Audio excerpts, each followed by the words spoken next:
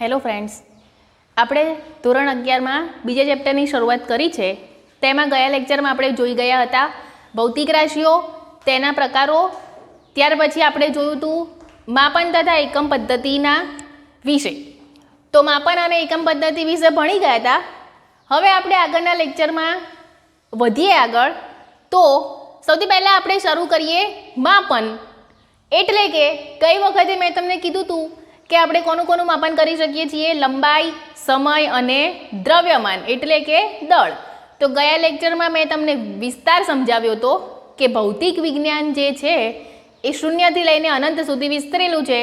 એટલે આપણે કોઈપણ ભૌતિક રાશિનું સૂક્ષ્મથી લઈને મોટામાં મોટા માપન સુધી પણ આપણે કરી શકીએ છીએ. તો તેમાં મેઇન આપણે 3 માપન સમજ્યા હતા: લંબાઈનું માપન, દ્રવ્યમાન એટલે કે દળનું માપન તથા સમયનું માપન. તો આજે આપણે આગળ વધીએ, 1 by 1 માપન કરીશું. સૌથી પહેલું છે લંબાઈનું માપન. લંબાઈ એટલે કે અંતર. સાદી ભાષામાં કહીએ તો કોઈ પણ માણસ વડે કપાયેલું અંતર કે કોઈ પણ વાહન વડે કપાયેલું અંતર એક પ્રકારની લંબાઈ જ કહેવાય છે. તો લંબાઈનું માપન પણ 2 પ્રકારે થઈ શકે છે મિત્રો. એક તો છે પ્રત્યક્ષ રીત, સેકન્ડ છે પરોક્ષ રીત. હવે તમને એવું થશે કે પ્રત્યક્ષ રીતનું માપન એટલે શું અને પરોક્ષ રીતનું માપન એટલે શું? તો જ્યારે પ્રયોગશાળામાં આપણે પ્રયોગ કરતા હોઈએ પ્રેક્ટિકલ દરમિયાન, તો આપણે કેટલાક નાના અંતરો માપવાની જરૂર પડે છે. એટલે કે સ્કેલ એટલે કે આપણી પાસે જે ફૂટપટ્ટી હોય છે એનાથી મપાતું અંતર. પછી તમે જ્યારે આગળ પ્રેક્ટિકલ કરશો ત્યારે 2 સાધનો આવે છે તમારી પ્રેક્ટિકલ બુકમાં: વર્નિયર કેલિપર્સ અને માઇક્રોમીટર, સ્ક્રૂ ગેજ. બીજું એક સાધન છે સ્ફેરોમીટર. એટલે કે પ્રયોગશાળાની અંદર આપણી હાજરીમાં પ્રત્યક્ષ રીતે આપણે જે અંતરનું માપન કરીએ છીએ તેને શું કહીએ છીએ? પ્રત્યક્ષ રીત. કોની? તો કે લંબાઈના માપન માટેની પ્રત્યક્ષ રીત. સેકન્ડ રીત છે આપણી પાસે લંબાઈના માપન માટે પરોક્ષ રીત. પરોક્ષ રીતનો મતલબ શું છે કે ખૂબ જ મોટા અંતરનું માપન કરતા હોઈએ. એટલે કે ફોર એક્ઝામ્પલ પૃથ્વી ઉપર રહીને કોઈ ગ્રહ કે સૂર્યનું માપન, સૂર્યના અંતર સુધીનું માપન. તો પૃથ્વીથી માંડીને સૂર્ય સુધીનું અંતર તો તમને બધાને ખબર છે કે ખૂબ જ મોટું અંતર બની જાય. એટલે આપણે પ્રત્યક્ષ એટલે કે કોઈ સાધન વડે આપણે માપન કરી શકતા નથી. ફોર એક્ઝામ્પલ પૃથ્વી પરથી સૂર્ય સુધીનું માપન આપણે ફૂટપટ્ટી મદદથી કરી શકતા નથી. તેની માટે આપણે અવકાશીય સાધનો વાપરવા પડે છે. એટલે કે ખૂબ જ મોટા અંતરો એટલે કે અવકાશીય અંતરોનું માપન કરવું હોય તો તમે પ્રયોગશાળામાં પ્રેક્ટિકલ કરીને નથી કરી શકતા. તો આને કઈ રીત કહેવાય છે? પરોક્ષ રીત. તો સૌથી પહેલાં આપણે શરૂ કર્યું લંબાઈનું માપન. એમાં 2 રીત છે, પ્રત્યક્ષ અને પરોક્ષ રીત. તમારી નજર સામે એટલે કે નજીકના અંતરનું માપન કરવું હોય તો પ્રત્યક્ષ રીત વપરાશે. ખૂબ જ મોટા અંતરો એટલે કે અવકાશીય અંતરોનું માપન કરવું હોય તો પરોક્ષ રીત વપરાય છે. હવે આપણે ખૂબ જ મોટા અંતરનું માપન તરફ આગળ વધીએ. એટલે કે પ્રયોગશાળામાં પ્રેક્ટિકલ કરીને તો તમે નાના માપનો કરવાના જ છો, ફૂટપટ્ટી, વર્નિયર કેલિપર્સ કે માઇક્રોમીટર કે સ્ફેરોમીટર સાધનની મદદથી. પરંતુ તમારી ચોપડીમાં એક ક્વેશ્ચન આપેલો છે કે ખૂબ મોટા અંતરનું માપન કરવા માટેની એક રીત છે જેનું નામ છે દ્રષ્ટિ સ્થાન ભેદની રીત. એનું વર્ણન કરો. 2 માર્ક્સમાં મિત્રો તમને થિયરી પૂછાય છે કે ખૂબ જ મોટા અંતરના માપન માટે દ્રષ્ટિ સ્થાન ભેદની રીતનું વર્ણન આકૃતિસહ કરો. તો સૌથી પહેલાં તો તમારી માટે એક શબ્દ નવો છે આની અંદર: દ્રષ્ટિ સ્થાન ભેદ એટલે શું? તમે તો મિત્રો સૌથી પહેલી વખત જ આ શબ્દ સાંભળ્યો છે. તો સમજી લઈએ દ્રષ્ટિ સ્થાન ભેદ એટલે શું. એટલે એની એક સીધી વ્યાખ્યા છે. હું તમને પ્રેક્ટિકલી સમજાવું કે દ્રષ્ટિ સ્થાન ભેદ એટલે શું. તો અહીંયા મેં લખ્યું છે કે કોઈ ઘરની દિવાલની ધાર હોય, એટલે કે તમારા ઘરનો જે રૂમ છે, ઓરડો છે, એ લંબાઈ અને પહોળાઈ કરીને ચોરસ આકારનો બનેલો હોય છે. એમાં 4 ખૂણા હોય. એ 4 ખૂણાની એક ખૂણા આગળ તમે કોઈ પેન્સિલને મૂકો તો શું થશે? તો સૌથી પહેલાં તમારે દ્રષ્ટિ સ્થાનભેદ એટલે શું એ પ્રેક્ટિકલી સમજવું હોય તો ઘરના કોઈ એક ખૂણા પાસે ઊભા રહી પેન્સિલને તેની ધાર સાથે સંપાત થાય તેમ મૂકો. પછી શું કરવાનું? નેક્સ્ટ સ્ટેપમાં પેન્સિલ સંપાત કરી ત્યારબાદનું સ્ટેપ શું છે? હવે તમારી 1 બાય 1 જમણી અને ડાબી આંખને બંધ કરો તો શું થતું જણાશે? પેન્સિલ છે એ જમણી અને ડાબી બાજુ ખસતી જણાશે. તમે 1 બાય 1 આંખ બંધ કરશો ત્યારે તમને એવી કલ્પના થશે કે પેન્સિલ ખસે છે, પરંતુ હકીકતમાં તો પેન્સિલને આપણે ક્યાં ફિક્સ કરી દીધી છે? કોઈ ધાર સાથે સંપાત કરી છે. તો આ જે ઘટના છે, આ જે ઘટના બની તેને શું કહેવાય? દ્રષ્ટિ સ્થાન ભેદ કહેવામાં આવે છે. કોની કોની વચ્ચેનો? દિવાલની ધાર અને પેન્સિલ અને તમારી આંખ વચ્ચેનો જે દ્રષ્ટિ સ્થાન ભેદ છે એ થયો કહેવાય. હવે અહીંયા આપણે ફિઝિક્સની ભાષામાં સમજી લઈએ તો ઘરની દિવાલની ધાર સાથે એક પેન્સિલને સંપાત થાય તેમ ગોઠવવાની છે. આગળ શું કરવાનું મેં તમને કીધું તો કે વારાફરતી જમણી અને ડાબી આંખ બંધ કરીને તમે અવલોકન કરશો તો પેન્સિલ તો જમણી અને ડાબી બાજુ ખસતી જણાશે, પરંતુ હકીકતમાં શું છે? અહીંયા પેન્સિલ તો સ્થિર જ છે, છતાં તે ખસે છે તેવો ભ્રમ થાય છે. અને આ જે ઘટના છે તેને શું કહેવામાં આવે છે? દ્રષ્ટિ સ્થાન ભેદ કહેવામાં આવે છે. અને અહીંયા એક ખૂણો રચાય છે. કોની કોની વચ્ચેનો? તો કે પેન્સિલ અને આંખ વચ્ચે જે ખૂણો રચાય છે તે તમારો દ્રષ્ટિ સ્થાન ભેદ કોણ થીટા કહેવામાં આવે છે. તો હવે તમને ખબર પડી ગઈ મિત્રો દ્રષ્ટિ સ્થાન ભેદ એટલે શું? દ્રષ્ટિ સ્થાન ભેદ કોણ એટલે શું? આ બંને ફંડામેન્ટલનો ઉપયોગ કરીને એક થિયરી આવે છે કે પૃથ્વી અને ગ્રહના માપન માટે, પૃથ્વી અને ગ્રહ વચ્ચેના અંતરના માપન માટે દ્રષ્ટિ સ્થાન ભેદની રીતનું વર્ણન કરો. હવે મેં તમને બધાને જ કીધું છે કે પૃથ્વીથી સૂર્ય કે ગ્રહનું અંતર ખૂબ જ મોટું છે, તેથી તેની માટે આપણે પ્રત્યક્ષ રીત વાપરી શકતા નથી. તો આ જે દ્રષ્ટિ સ્થાન ભેદની રીત છે તે કેવી છે વિદ્યાર્થી મિત્રો? પરોક્ષ રીત છે. લંબાઈના માપન માટેની પરોક્ષ રીત છે. તો સૌથી પહેલાં આપણે આની અંદર ફિગર ડ્રો કરીશું. તો ફિગરમાં શું આવશે? પૃથ્વી અને ગ્રહ અથવા તો સૂર્ય, આ બંને તમારે દર્શાવવાના રહેશે. તે બંને વચ્ચેનું અંતર આપણે નક્કી કરવાનું છે, શોધવાનું છે. એટલે હવે આપણે જોઈ લઈએ તો ફિગર તમને શું કહે છે? તો પૃથ્વીથી ઘણા દૂર કેપિટલ ડી અંતરે આવેલા સૂર્ય અથવા તો ગ્રહ માટે આ રીત એટલે કે દ્રષ્ટિ સ્થાન ભેદની રીત વપરાય છે, જેમાં તમે ફૂટપટ્ટી કે વર્નિયર કે કોઈ સાધન વાપરી શકતા નથી. તમારે અવકાશીય સાધનથી જ આ અંતર શોધવું પડે છે. તો હવે અહીંયા તમને ખબર પડી ગઈ છે વિદ્યાર્થી મિત્રો કે તમારે શું શોધવાનું છે? પૃથ્વીથી ગ્રહ વચ્ચેનું અંતર, જેને મેં આપેલું છે નામ નિર્દેશનમાં કેપિટલ ડી, એટલે તમારે કેપિટલ ડી શોધવાનો છે. તો આપણે આકૃતિ સમજી લઈએ. સૌથી પહેલાં પૃથ્વીથી ઘણા દૂર ડી અંતરે આવેલા એસ માટે, એટલે કે એસ અને પૃથ્વી વચ્ચેનું અંતર શોધવા માટે દ્રષ્ટિ સ્થાન ભેદ વપરાય છે. અહીંયા એ અને બી શું છે? તો કે પૃથ્વી પરના કોઈ પણ બે અવલોકન સ્થાનો અથવા તો અવલોકન સ્થળો છે જેના ઉપર ઊભા રહીને આપણે સૂર્ય કે ગ્રહને નિહાળવાનો છે. આગળ એ અને બી ઉપરથી એક જ સમયે એસનું અવલોકન કરો, એટલે કે એ પૃથ્વી પરનું કોઈ એક સ્થળ છે, બી એ પણ પૃથ્વી પરનું કોઈ એક સ્થળ છે. આ બંને સ્થળે ઊભેલો કોઈ વ્યક્તિ હોય એ બંને એક જ સમયે સૂર્યને જોશે તો શું થશે?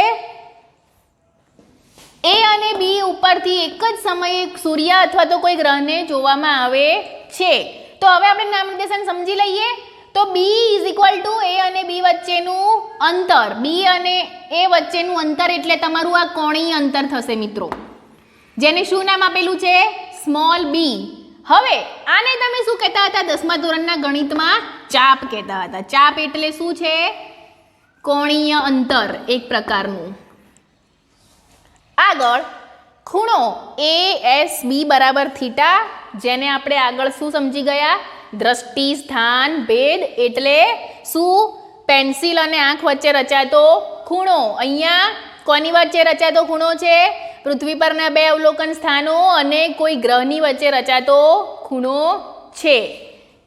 અહીંયા ગ્રહ એ ખૂબ જ દૂર હોવાથી ડી અંતર જે છે ને તમારું વિદ્યાર્થી મિત્રો, કેપિટલ ડી, એ ખૂબ જ મોટું થશે. કોની સરખામણીમાં? જે ચાપ છે ને બી એની સરખામણીમાં. એટલે પૃથ્વી અને ગ્રહ વચ્ચેનું અંતર D is very very greater than small B, જ્યાં બી ઇઝ ઇક્વલ ટુ ચાપ છે. હવે આગળ નામનિર્દેશન સમજીએ તો ગ્રહ ખૂબ જ દૂર હોવાથી B is very very less than D અથવા તો D is very very greater than small B. આથી એ બીને શું લઈ શકાય? ચાપ તરીકે લઈ શકાય. મેં તમને પહેલાં જ કીધું છે એ બી એટલે શું છે? તમારી પૃથ્વીનો ચાપ છે. આગળ એ S is equal to S B બરાબર કેપિટલ ડી, એટલે કે એ એસ, આ અંતર એ એસ છે, આ અંતર એસ બી છે. બંનેને શું નામ આપ્યું છે મેં?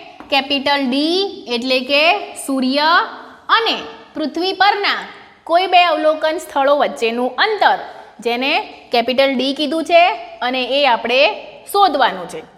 તો હવે આગળ ખૂણો ઇઝ ઇક્વલ ટુ ચાપ ભાગ્યા ત્રિજ્યા, એ આપણે ભણી ગયા છે મિત્રો. શેમાં? લાસ્ટ લેક્ચરમાં પૂરક રાશિઓ ભણ્યા હતા ને, ભૌતિક રાશિઓ. એસઆઈ એકમ પદ્ધતિની બે પૂરક રાશિઓ છે, પેલી સમતલ કોણ અને ઘન કોણ. સમતલ કોણમાં ભણ્યા હતા ને કે ખૂણો ઇઝ ઇક્વલ ટુ ચાપ ભાગ્યા ત્રિજ્યા. આ વ્યાખ્યા ઉપરથી ચાપ કયો હતો? Small B. ત્રિજ્યા કઈ હતી? Small D is equal to સૂત્રમાંથી કરતા કોને બનાવવું છે આપણે? કેપિટલ ડી ને. કેમ? તો કે આપણે સૂર્ય અને પૃથ્વી વચ્ચેનું અંતર શોધવું છે ને દ્રષ્ટિ સ્થાનભેદની રીતની મદદથી. એટલા માટે ખૂણો બરાબર થીટા કહેવાય. તો થીટા બરાબર બી ભાગ્યા ડી, અને ડીને સૂત્રનો કરતા બનાવશો તો થીટા ક્યાં જતો રહેશે? છેદમાં. ધેટ મીન્સ કે capital D is equal to B ભાગ્યા થીટા. બી એટલે પૃથ્વીનો ચાપ, થીટા એટલે દ્રષ્ટિ સ્થાનભેદ કોણ. આ બે ભૌતિક રાશિ તમે જાણતા હોય તો સૂર્ય અને પૃથ્વી વચ્ચેનું અંતર તમે શોધી શકો છો. તો આ રીત થઈ મિત્રો દ્રષ્ટિ સ્થાનભેદની રીત, જેની મદદથી તમે પૃથ્વી અને ગ્રહ વચ્ચેનું અંતર શોધી શકો છો. હવે આપણે આગળ વધીએ તો બીજી એક રીત આવે છે કે ગ્રહ અને તારાના પરિમાણ માટેની રીત, એટલે કે તેનું માપન. ધેટ મીન્સ કે તેનો વ્યાસ કેટલો છે. પરિમાણ એટલે ત્રિજ્યા અથવા તો વ્યાસ, તેનું માપન કરવા માટેની રીત. એની અંદર એક નવી વ્યાખ્યા આવે છે કે પૃથ્વીનો કોણીય વ્યાસ. હવે પૃથ્વીનો કોણીય વ્યાસ એ તમે કઈ રીતે વ્યાખ્યાયિત કરી શકો છો? તો અહીંયા તમારે શું લેવાનું છે? પૃથ્વી અને કોઈ ગ્રહ, તે બંને વચ્ચેનું અંતર, આમાં પણ ડી લીધું છે, આની અંદર પણ ડી લીધો છે. પરંતુ પૃથ્વીનો કોણીય વ્યાસ કઈ રીતે વ્યાખ્યાયિત કરી શકો? કે ગ્રહના વ્યાસ વડે. ગ્રહનો વ્યાસ એટલે કોઈ એક આકાશમાંનો એક ગ્રહ લેવાનો છે, અવકાશીય પદાર્થ, તેના વ્યાસ વડે પૃથ્વી પરના કોઈ પણ એક સ્થળે રચાતો ખૂણો. પૃથ્વી પરનો કોઈ પણ એક જ સ્થળ લેવાનું છે. દ્રષ્ટિ સ્થાનભેદમાં વિદ્યાર્થી મિત્રો આપણે બે સ્થળો લીધા છે અને આપણે બંને જગ્યાએથી ઊભા રહીને એક જ સમયે ગ્રહને નિહાળવાનો છે. આની અંદર કોણીય વ્યાસમાં શું કરવાનું છે? કોઈ પણ એક ગ્રહના વ્યાસ વડે પૃથ્વી પર ના એક જ બિંદુ પાસે, એટલે કે એક જ સ્થળ પાસે રચાતો ખૂણો. અહીંયા ગ્રહનો વ્યાસ એટલે કેપિટલ ડી. આ બંનેને તમે જોઈન્ટ કરો એટલે અહીંયાથી તમારે એક રેખા લંબાવવાની, અહીંયાથી એક રેખા લંબાવવાની. જે બંને રેખા એક સ્થળે સંપાત થાય એટલે આ બંને અવલોકન સ્થળો વડે જે ખૂણો રચાય છે પૃથ્વી ઉપર, તેને શું કહેવામાં આવે છે? પૃથ્વીનો કોણીય વ્યાસ કહેવામાં આવે છે, જેને આલ્ફા વડે દર્શાવેલો છે. અહીંયા ડી બરાબર શું છે? પૃથ્વીથી ગ્રહનું અથવા તો તારાનું અંતર. આગળ આની ઉપરથી ખૂણો બરાબર ચાપ ભાગ્યા ત્રિજ્યા, બધાને જ ખબર છે, 2 લેક્ચરથી આપણે ભણતા જ આવ્યા છીએ. તો અહીંયા ખૂણો આલ્ફા છે, ચાપ તમારો ડી છે, ત્રિજ્યા તમારી કેપિટલ ડી છે. તો શું અંતર શોધવાનું છે આપણે? ડી બરાબર આલ્ફા ઇન્ટુ કેપિટલ ડી, જ્યાં આલ્ફા બરાબર ખૂણો છે કયો? તો કે વ્યાસથી પૃથ્વી પરના કોઈ પણ એક સ્થળ વડે રચાતો ખૂણો. અહીંયા જે ખૂણો છે આલ્ફા એ ખૂબ જ નાનો લેવામાં આવે છે. આથી આપણને એક માપ મળે છે કે ખૂણો છે ને મિત્રો એ તમે મીટર કે સેકન્ડ કે એમાં નથી શોધી શકતા. ખૂણો માત્ર તમારે રેડિયનમાં જ શોધવો પડે છે. તો ખૂણો એટલે તમે ગણિતમાં ભણતા હતા કે કોઈ પણ ખૂણાનું માપ લખવું હોય તો ઉપર અંશ લખતા હતા. કોઈ માપની ઉપર અંશ, ધારો કે ખૂણો 60 ડિગ્રીનો છે તો 60 એટલે 60, એની ઉપર એક ટપકું કરતા હતા જેને ડિગ્રી કહેવામાં આવે છે. તો હવે આપણે 11મા ધોરણમાં ફિઝિક્સમાં આવી ગયા છીએ ભણવા માટે. તો આ ડિગ્રીની સાથે મિનિટ અને સેકન્ડનો શું સંબંધ છે તેનું એક સૂત્ર આપેલું છે. દેટ મીન્સ કે 1 degree is equal two 60 minute અને 60 મિનિટ બરાબર 3600 સેકન્ડ. જ્યાં ટપકાને ડિગ્રી કહેવાય, ડેશ કર્યો હોય એને મિનિટ કહેવાય, ડબલ ડેશ કર્યો છે તેને સેકન્ડ કહેવામાં આવે છે. અને ઘડિયાળ તો બધાને સારી રીતે જ ખબર છે કે 1 મિનિટ એટલે 60 સેકન્ડ અને 60 મિનિટ એટલે 1 કલાક. એની ઉપરથી આ એક ફૂટ નોટ કરીને આપી છે અગત્યની નોંધ. 1 degree is equal two 60 minute અને 60 મિનિટ એટલે 3600 સેકન્ડ. એના ઉપરથી 1 મિનિટ બરાબર કેટલી સેકન્ડ?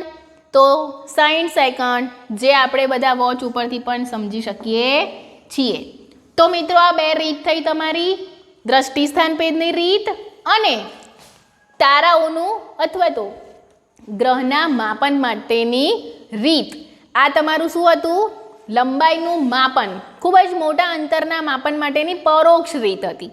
હવે ચેપ્ટરમાં આગળ જઈએ તો લંબાઈનો વિસ્તાર કેટલો છે, એટલે કે ભૌતિક વિજ્ઞાનનો વિસ્તાર તો શૂન્યથી લઈને અનંત સુધી છે. એટલે નાનામાં નાનાથી મોટામાં મોટા સુધીનું માપન પણ ફિઝિક્સ કરી શકે છે. જેની અંદર આપણે 3 માપન જોયા હતા, લંબાઈ, દળ અને સમય. તો લંબાઈનો વિસ્તાર કેટલો છે એ મેં તમને ગયા લેક્ચરમાં સમજાવ્યું હતું. તો લંબાઈ જે છે એટલે કે અંતર એ ક્યાંથી ક્યાં સુધી માપી શકે છે? તો કે નાનામાં નાનું અંતર એટલે ન્યુક્લિયસની ત્રિજ્યાથી માંડીને મોટામાં મોટું અંતર એટલે ગેલેક્સીનો વિસ્તાર, ત્યાં સુધીનું અંતર આપણું ફિઝિક્સ એટલે કે ભૌતિક વિજ્ઞાનના સાધનો માપી શકે છે. તો 1 by 1 જોઈ લઈએ. તો ન્યુક્લિયસની સાઇઝ છે કેટલી? 10⁻14. માઇનસમાં જ્યારે ભૌતિક રાશિનું માપન કરવામાં આવે છે ત્યારે ખૂબ જ સૂક્ષ્મ માપન કહીએ છીએ. તો ન્યુક્લિયસની ત્રિજ્યા કેટલી છે? -14 મીટર. એટલે 1 ફર્મીમીટર બરાબર 10⁻15 મીટરથી માંડીને ગેલેક્સીની સાઇઝ 10⁻+21 મીટર. હવે +21 એટલે મિત્રો 1ની પાછળ 21 મીંડા, એટલે કે 1ની પાછળ 1, 2, 3, 4 એવી રીતે 21 મીંડા કરો અને જે સંખ્યા બને એટલું મોટું માપન પણ ભૌતિક વિજ્ઞાન કરી શકે છે. તો 1 by 1 જોઈ લઈએ. 1 ફર્મીમીટર બરાબર 10⁻15 એટલે કે -15 મીટર. ન્યુક્લિયસની સાઇઝ એટલે કે ન્યુક્લિયસની ત્રિજ્યા છે -14 મીટર. એનાથી આગળ વધીએ તો એક એંગસ્ટ્રોમ એટલે કે એક એની ઉપર ટપકું કરેલું હોય તેને શું કહેવામાં આવે છે? એંગસ્ટ્રોમ. અને તેનો મીટર સાથેનો સંબંધ છે 10⁻10 મીટર. આગળ વધો તો નેનોમીટર આવે છે. નેનોમીટર એટલે -9. આગળ વધો તો માઇક્રોમીટર. માઇક્રોમીટર એટલે -6. આગળ એનાથી વધીએ તો મિલીમીટર -3. આગળ સેન્ટીમીટર એટલે -2 મીટર. હવે આટલા જે અંતરો છે એ સૂક્ષ્મ અંતરો એટલે કે 10⁻⁻. હવે આગળ વધીએ તો અહીંયાથી જે અંતરો શરૂ થાય છે એ તમારા 10⁻+ એટલે કે 10ની પાછળ મીંડા, માઇનસમાં 10ની આગળ મીંડા છે. એટલે કે 1 કિલોમીટર બરાબર 10⁻³ + 3 મીટર. 1 મેગામીટર એટલે કે 10⁻+6. મેગા એટલે +6, માઇક્રો એટલે -6. આગળ એક એસ્ટ્રોનોમિકલ યુનિટ, AU એટલે astronomical unit is equal two 1.496 ગુણ્યા 10 પ્લસ 11 મીટર. એનાથી આગળ વધીએ તો 1 LY એટલે લાઇટ યર, જેનું ગુજરાતી છે પ્રકાશ વર્ષ. લાઇટ એટલે પ્રકાશ અને યર એટલે વર્ષ, એટલે એક પ્રકાશ વર્ષ બરાબર 9.46 ગુણ્યા 10 પ્લસ 15 મીટર.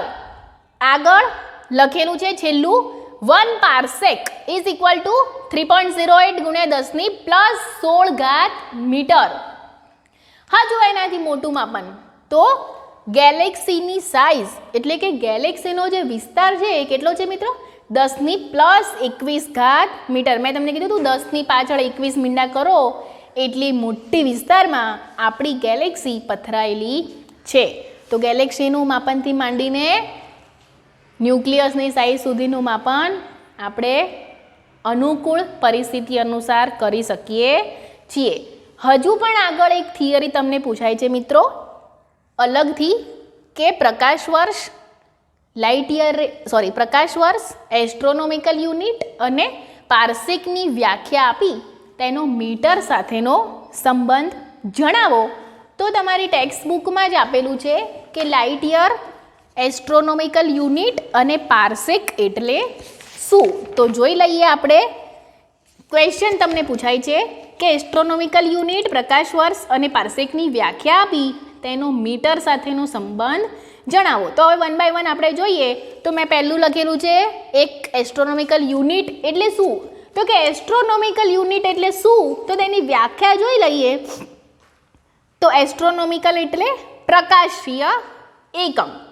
સૂર્ય અને પૃથ્વી વચ્ચેનું સરેરાશ અંતર જે છે એને શું કહેવામાં આવે છે? એસ્ટ્રોનોમિકલ યુનિટ, જેનું મીટર સાથેનો સંબંધ છે 1.496 ગુણ્યા 10 મીટર. એસ્ટ્રોનોમિકલ એટલે પ્રકાશ અવકાશીય અંતર જે શોધ્યું ને એ.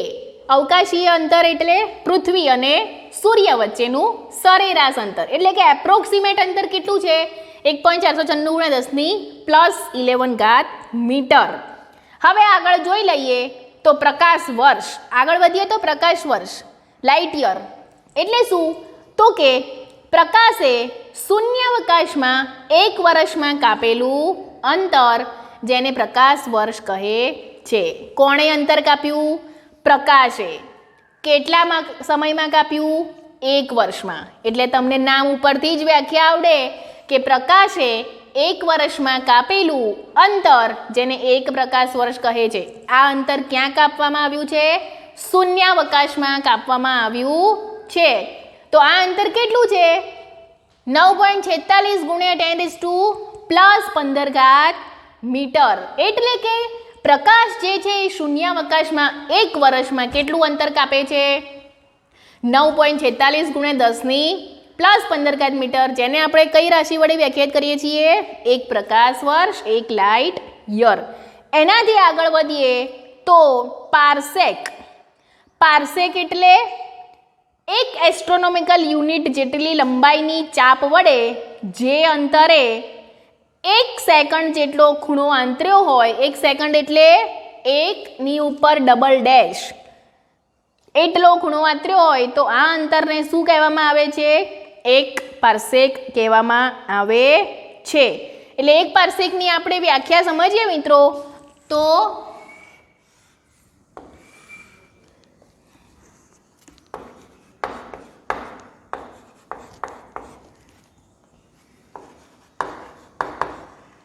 આ આકૃતિ ઉપરથી તમને વ્યાખ્યા સમજાઈ જશે કે એક એસ્ટ્રોનોમિકલ યુનિટ જેટલી લંબાઈની ચાપ વડે જે અંતરે 1 સેકન્ડ જેટલો ખૂણો આંતર્યો હોય તેને એક પાર્સેક કહે છે. ખૂણો એટલે કેટલો આંતર્યો છે? 1 સેકન્ડ એટલે 1 ઉપર ડબલ ડેશ. તો ફિગર ઉપરથી તમને સમજણ પડી જશે એક એસ્ટ્રોનોમિકલ યુનિટ જેટલી લંબાઈની ચાપ વડે જે અંતરે એટલે કે જે અંતર એટલે આ જે અંતર છે ને એણે કેટલો ખૂણો આંતર્યો છે કોઈ પણ એક સ્થાને? 1 સેકન્ડ. તો આ અંતરને શું કહેવામાં આવશે? એક પાર્સેક. અને એક પાર્સેક એટલે કેટલું મીટર? 3.08 ગુણ્યા 10 પ્લસ 16 મીટર. તો મિત્રો આ થયું લંબાઈનો વિસ્તાર. ક્યાંથી ક્યાં સુધી તમે કરી શકો છો? ન્યુક્લિયસની સાઇઝથી માંડીને ગેલેક્સીની સાઇઝ સુધી, એની ઇન બિટવીન આ જે 3 ભૌતિક રાશિઓ આવી, એસ્ટ્રોનોમિકલ યુનિટ, લાઇટ યર અને પારસેક, આ જે 3 વ્યાખ્યા છે એ તમને એક્ઝામની અંદર સેપરેટલી ક્વેશ્ચન તરીકે પણ પૂછાઈ શકે છે. તો આ થયું મિત્રો લંબાઈનું માપન. લંબાઈના માપનમાં 3 થિયરી મોસ્ટ ઇમ્પોર્ટન્ટ છે. દ્રષ્ટિ સ્થાન ભેદની રીત, ગ્રહ અને તારાનું પરિમાણનું માપન, તેનો વિસ્તાર. આ તો તમને ખાલી પરિવર્તનો છે એ દાખલામાં જ કામ આવશે, એટલે તમારે યાદ પણ રાખવા પડશે. પરંતુ આ જે 3 ક્વેશ્ચન થયા એ પરીક્ષામાં પણ પૂછાઈ શકે છે. તો અત્યારે થયું લંબાઈનું માપન, તમે આ જોઈ લો. ત્યારબાદ આપણે ભણીશું દ્રવ્યમાનનું માપન. મિત્રો હવે આપણે આગળ વધીએ તો લંબાઈનું માપન આપણે કરી ગયા છીએ, જેમાં લંબાઈનો વિસ્તાર આપણે જાણી ગયા, ક્યાંથી ક્યાં સુધીનું લંબાઈનું માપન આપણે કરી શકીએ છીએ. તો હવે આગળ વધીએ દ્રવ્યમાનનું માપન. તો દ્રવ્યમાનનું માપન છે એની અંદર આપણે સૌથી પહેલાં તો એ સમજવાનું આવે છે કે કોઈ પણ પદાર્થનું દ્રવ્યમાન એટલે કે દળ એટલે શું. તમારા કોઈ પણ પદાર્થ પાસે દળ છે એવું તમે ક્યારે કહી શકો? તો દળની વ્યાખ્યા છે કોઈ પણ પદાર્થમાં રહેલો દ્રવ્યનો જથ્થો, જેની અંદર કોઈ પણ પદાર્થમાં કેટલું દ્રવ્યમાન સમાવેલું છે અથવા તો કેટલું દ્રવ્ય સમાયેલું છે, આ જથ્થાના માપ ઉપરથી તમે કોઈ પણ પદાર્થનું દળ અથવા તો દ્રવ્યમાન નક્કી કરી શકો છો. તો ટેક્સ્ટબુકમાં તમને વ્યાખ્યામાં આપવામાં આવી છે કે પદાર્થમાં રહેલો દ્રવ્યનો જથ્થો જેને પદાર્થનું દળ કહે છે. અને આ જે દળ છે એ પદાર્થનો સાર્વત્રિક ગુણધર્મ છે, તે દબાણ કે તાપમાન ઉપર આધારિત હોતો નથી. દળનો એસઆઈ એકમ છે કિલોગ્રામ, એટલે કે દળ અથવા તો દ્રવ્યમાન એ કિલોગ્રામમાં માપવામાં આવે છે. આગળ તમને ચોપડીમાં આપેલું છે કે ન્યુક્લિયર ભૌતિક વિજ્ઞાનમાં દ્રવ્યમાનના એકમની વ્યાખ્યા, એટલે કે ન્યુક્લિયર ફિઝિક્સમાં દળ કઈ રીતે શોધી શકાય છે. તો ન્યુક્લિયર ભૌતિક વિજ્ઞાનમાં અણુ અને પરમાણુઓના દ્રવ્યમાન ઘણા નાના હોવાથી તેમના દ્રવ્યમાન માટે જે એકમ નક્કી કરવામાં આવ્યો છે એને એટોમિક માસ યુનિટ એટલે કે AMU કહેવામાં આવે છે. એટલે કે ન્યુક્લિયર ફિઝિક્સની જ્યારે ચર્ચા કરતા હોઈએ ત્યારે તેમાં સૂક્ષ્મ કણોના દ્રવ્યમાન જે ખૂબ નાના હોવાથી તેમને આપણે કિલોગ્રામમાં નથી માપી શકતા, તેને AMU દેટ મીન્સ કે એટોમિક માસ યુનિટ આ એકમમાં માપવામાં આવે છે. આગળ હવે ટેક્સ્ટબુકમાં તમને આપવામાં આવ્યું છે કે પદાર્થના દ્રવ્યમાનનું માપન કઈ રીતે કરી શકો છો. તો સામાન્ય તુલા અથવા તો ભૌતિક તુલાની મદદથી તમે સામાન્ય રીતે કોઈપણ પદાર્થનું દ્રવ્યમાન માપી શકો છો. હવે જ્યારે મેં તમને લાસ્ટ લેક્ચરમાં દ્રવ્યનો વિસ્તાર સમજાવ્યો હતો તેમાં આપણે જોઈ ગયા હતા કે આપણે સૂક્ષ્મમાં સૂક્ષ્મ દળ દેટ મીન્સ કે ઇલેક્ટ્રોનનું દળથી માંડીને મોટામાં મોટું દળ એટલે કે વિશ્વનું દળ ત્યાં સુધીનું માપન કરી શકીએ છીએ. તો સૂક્ષ્મમાં સૂક્ષ્મ દળ કેટલું છે? ઇલેક્ટ્રોનનું દળ 10⁻³ કિલોગ્રામથી માંડીને વિશ્વનું દળ મોટામાં મોટું 10⁻55 સુધીનું માપન આપણે કરી શકીએ છીએ. તો દળનો વિસ્તાર કેટલો થયો મિત્રો? 10⁻³ કિલોગ્રામથી 10⁻55 કિલોગ્રામ. આની વચ્ચે પણ ઘણા બધા પદાર્થો એવા છે કે એ આ બંનેના વિસ્તારની વચ્ચે આવે છે. તો ઇલેક્ટ્રોન 10⁻³ પ્રોટોન -27 કિલોગ્રામ, યુરેનિયમ છે -25 કિલોગ્રામ, રુધિર કણ એટલે કે બ્લડ સેલ છે એનું દળ કેટલું છે? 10⁻13 કિલોગ્રામ. ધૂળ એટલે કે માટીનો એક કણ કેટલું દળ ધરાવે છે? તો કે -9 કિલોગ્રામ. વરસાદનું એક બૂંદ 10⁻6 કિલોગ્રામ જેટલું એપ્રોક્સિમેટ દળ ધરાવે છે. એવી રીતે જુદા જુદા પદાર્થોના દળનો આશરે ખ્યાલ આપેલો છે ટેક્સ્ટબુકમાં, કોષ્ટકમાં તમે વાંચી શકો છો. પરંતુ એ બધા કોની વચ્ચે આવે છે? ઇલેક્ટ્રોન અને વિશ્વના દળની વચ્ચે આવે છે. ઇલેક્ટ્રોનથી નાનું પણ દળ નથી હોતું આપણે માપવામાં, અને વિશ્વથી મોટું દળ પણ આપણે માપી શકતા નથી. એટલે નાનું અને મોટું આ બંને વચ્ચે ઘણા બધા પદાર્થોના દળ તમને આપવામાં આવ્યા છે.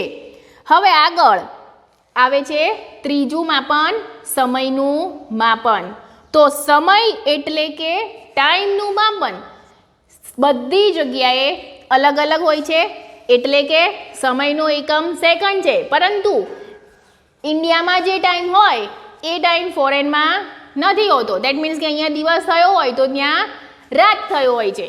એટલે કે જુદી જુદી સમયે સમયનું માપન કેવું હોય છે? અલગ અલગ. દેટ મીન્સ કે પ્રાચીન સમયમાં કોઈ ઊભી રાખેલી વસ્તુના સૂર્યપ્રકાશથી પડતા પડછાયાની લંબાઈ ઉપરથી તમે એપ્રોક્સિમેટ તે સમયે લોકો માપન કરતા હતા કે આ સમયે આટલા વાગ્યા હશે. તડકો હોય તો કોઈ એવું કહે કે ભર બપોર થઈ છે, પછી અંધારું થાય તો કોઈ એવું કહે કે રાત પડી છે. એના ઉપરથી સમયનું અંતરાલનું માપન થતું હતું. ત્યારબાદ જેમ જેમ સમય આગળ વધ્યો તેમ તેમ લોલક આવ્યું, તો લોલકવાળી ઘડિયાળથી પણ લોકો સમયનું માપન કરતા હતા. હવે જેમ સમય આગળ વધે તેમ તેમ પાછું હાલના સમયના માપન માટે પરમાણ્વીય માનક એટલે કે એટોમિક સ્ટાન્ડર્ડ અથવા તો એટોમિક ક્લોક અથવા તો સીઝિયમ ક્લોકનો ઉપયોગ થાય છે. જેમાં સીઝિયમ ઘડિયાળમાં મળતો સમય એ કોના ઉપર આધારિત છે? પરમાણુમાં થતા જે આવર્તીય દોલનો છે તેની ઉપર આધાર રાખે છે. તો આ થઈ સમયના માપનની ચર્ચા, જેમાં સૂક્ષ્મમાં સૂક્ષ્મ સમયથી માંડીને મોટામાં મોટો સમય અંતરાલ પણ તમે શોધી શકો છો. તો હવે જોઈ લઈએ આપણે સૂક્ષ્મ સમય એટલે કે નાનામાં નાનો સમય કોનો છે? તો કે એક અસ્થાયી કણ જેનો જીવનકાળ, અસ્થાયી કણ એટલે ખૂબ જ સૂક્ષ્મ સમય માટે જીવિત રહેતો કણ. અસ્થાયી એટલે જે સ્થાયી રીતે જીવન જીવતો નથી, જસ્ટ એ અસ્તિત્વમાં આવે છે અને તરત જ તેનું વિખંડન કે વિભંજન થઈને તે છૂટો પડી જાય છે. એટલે કે અસ્થાયી કણનો જીવનકાળ કેટલો છે? 10⁻²4 સેકન્ડ. એટલે કે ખૂબ જ સૂક્ષ્મ સમય માટે તે જીવિત રહી શકે છે. ત્યારબાદ તે જુદી જુદી રાસાયણિક પ્રક્રિયાઓ દ્વારા છૂટો પડી જાય છે અથવા તો તેનું વિખંડન થઈ જાય છે. ત્યાંથી માંડીને વિશ્વનું આયુષ્ય એટલે કે આ જે દુનિયા છે, વર્લ્ડ છે, તેનું આયુષ્ય કેટલું છે? 10⁻17 સેકન્ડ. ખૂબ જ મોટું. એટલે કે 10ની પાછળ 17 મીંડા કરો અને તે સંખ્યા તમે કાઉન્ટ કરો તેટલું વિશ્વનું આયુષ્ય છે. એપ્રોક્સિમેટ હોય છે, આમાં કોઈ ચોક્કસ ખ્યાલ હોતો નથી. તો અહીંયા આપણે બ્લેકબોર્ડ પર વિદ્યાર્થી મિત્રો લખેલા છે 3 માપનના વિસ્તારો. લંબાઈનું માપન, તેનો વિસ્તાર, 10⁻15 એટલે કે ન્યુક્લિયસનું પરિમાણ જે આપણે આગળ પણ લખેલું હતું. ત્યાંથી માંડીને વિશ્વની પરિસીમા એટલે કે 10⁻26 મીટર. બીજો વિસ્તાર છે દળનો વિસ્તાર. તેમાં કીધેલું છે નાનામાં નાનું દળ એટલે ઇલેક્ટ્રોનનું 10⁻30 કિલોગ્રામથી માંડીને મોટામાં મોટું દળ કોનું છે? વિશ્વનું દળ. કેટલું છે? +55 કિલોગ્રામ. એનાથી આગળ વધીએ તો કયો વિસ્તાર છે? સમયનો વિસ્તાર. સમય નાનામાં નાનો કોનો કીધો હતો મેં? અસ્થાયી કણ. કેટલા ટાઈમ સુધી જીવિત રહી શકે છે? -24 સેકન્ડ. 10⁻24 સેકન્ડ સુધી તે જીવિત રહી શકે છે. તેનાથી 10⁻17 સેકન્ડ એટલે કે વિશ્વનું આયુષ્ય. આ બે વચ્ચે ઘણા બધા પદાર્થોના આયુષ્ય એટલે કે સમય અંતરાલ તમને ટેક્સ્ટબુકમાં આપવામાં આવ્યા છે, પરંતુ એ માત્ર તમારી જાણકારી માટે છે. તમારે માત્ર વિસ્તાર જ યાદ રાખવાના છે કે લંબાઈનો વિસ્તાર કેટલો? તો -15 થી +26. વિસ્તાર માપો ને મિત્રો તો નાનેથી મોટો માપવાનો. દળનો વિસ્તાર નાનેથી મોટો એટલે -30 થી +55. સમયનો વિસ્તાર એટલે -24 થી +17 સેકન્ડ. હવે તમને જ્યારે વિસ્તાર આવડતો હોય અથવા તો વિસ્તાર તમે જાણતા હોય, લંબાઈ, દળ અને સમય, તો એના ઉપરથી તમને એક 1 માર્ક્સમાં ક્વેશ્ચન પૂછાય છે કે નાનામાં નાનો અંતર અને મોટામાં મોટા અંતરનો ગુણોત્તર શોધો. મહત્તમ દળ અને લઘુત્તમ દળનો ગુણોત્તર શોધો અને મોટામાં મોટો સમય અંતરાલ અને નાનામાં નાનો સમય અંતરાલનો ગુણોત્તર શોધો. તો આની અંદર માત્ર તમારે બે જ વસ્તુ યાદ રાખવાની થશે, મોટામાં મોટી લંબાઈ અને નાનામાં નાની લંબાઈ. મોટામાં મોટું દ્રવ્યમાન અને નાનામાં નાનું દ્રવ્યમાન, ખૂબ જ મોટો સમય અંતરાલ અને ખૂબ જ નાનો સમય અંતરાલ. તો અહીંયા મેં જે મેઝરમેન્ટ લખ્યા છે એની ઉપરથી મોટું ભાગ્યા નાનું કરશો એટલે તમને બધાનો વિસ્તાર મળી જાય છે. તો 1 by 1 જોઈ લઈએ. લંબાઈ મોટી ભાગ્યા નાની, મોટામાં મોટી લંબાઈ કેટલી છે? 10 ની +24 ભાગ્યા નાનામાં નાની લંબાઈ 10 ની -15. હવે આ -15 છેદમાં છે તો ઉપર જતી રહેશે તો એ શું બની જશે? અંશ. માઇનસ ઘાત છે એ ઉપર જતી રહેશે તો શું થઈ જશે? પ્લસ. એટલે કે 26 + 15 41, એટલે કે 10 ની 41 ઘાત. અહીંયા મીટર ભાગ્યા મીટર કેન્સલ થઈ જાય છે એટલે તમારે એકમ આવશે નહીં. હવે આગળ વધીએ દળ. તો દળ એટલે મહત્તમ દળ ભાગ્યા લઘુત્તમ દળ. મહત્તમ દળ કેટલું છે? વિશ્વનું દળ 10 ની +55 ઘાત કિલોગ્રામ ભાગ્યા લઘુત્તમ દળ એટલે ઇલેક્ટ્રોનનું દળ કેટલું છે? 10 ની -30 ઘાત મીટર. એટલે 55 -30 નીચે છે, ઉપર જશે તો પ્લસ થઈ જશે એટલે 55 + 30 એટલે 85. 10 ની +85 ઘાત. ઉપર નીચે કિલોગ્રામ છે એટલે કેન્સલ થઈ જશે, એટલે આ યુનિટ લેસ છે, ભૌતિક રાશિ એકમ રહિત છે. ઉપર નીચે સમાન એકમ હોય તો તમે કેન્સલ કરી શકો છો. હવે આગળ જોઈએ સમય. સમયનો ગુણોત્તર. તો મોટામાં મોટો સમય કોનો હતો? તો વિશ્વનું આયુષ્ય કેટલું હતું? 10 ની 17 ઘાત સેકન્ડ. નાનામાં નાનું આયુષ્ય કોનું હતું? અસ્થાયી કણનું. કેટલું? 10 ની -24 ઘાત સેકન્ડ. આમાં પણ સેકન્ડ ઉપર નીચે છે એટલે કેન્સલ થઈ જશે. તો કેટલું આવશે? 17 -24 ઉપર છે એટલે ઉપર જતા નીચે છે, ઉપર જશે તો પ્લસ થઈ જશે. તો 17 + 24 એટલે 41 ઘાત. તો સમયનો જે વિસ્તાર છે એ કેટલો છે? 10 ની +41 ઘાત. દ્રવ્યમાનનો કેટલો છે? 10 ની +85. એપ્રોક્સિમેટ કરો તો આના ભાગ પાડો એટલે 41 × 41 કેટલું થશે? 41 + 41 82. એપ્રોક્સિમેટ 10 ની 85 ઘાતને કઈ રીતે લખી શકો? તો 10 ની 41 ઘાતનો વર્ગ તમે લખી શકો છો. તો મિત્રો તમે અહીંયા જુઓ કે લંબાઈ એટલે પણ 10 ની 41 ઘાત થાય છે, સમય પણ 10 ની 41 ઘાત થાય છે, માત્ર દળ કેટલું છે? 41 નો વર્ગ. એટલે આ તમને યાદ રાખવા માટે પણ ઇઝી રહેશે. તો આજે આપણે ભણી ગયા લંબાઈનું માપન, દળનું માપન, સમયનું માપન, તેનો વિસ્તાર અને તેનો ગુણોત્તર. આ તમને ઇમ્પોર્ટન્ટ શેના માટે છે? 1 માર્ક્સના MCQ અથવા તો એક વાક્યનો જવાબ પૂછાય એમાં આ તમને પૂછાઈ શકે છે. તો હવે આપણે આગળના લેક્ચરમાં ભણીશું ત્રુટિ વિશે, સમજૂતી, ત્રુટિના પ્રકારો, તેની પણ ટૂંક નોંધ. તો આજના લેક્ચરનું હોમવર્ક હું તમને ક્વેશ્ચન મૂકું એટલે તમારે લખીને મોકલાવવાનું રહેશે. ત્યાં સુધી થેન્ક યુ.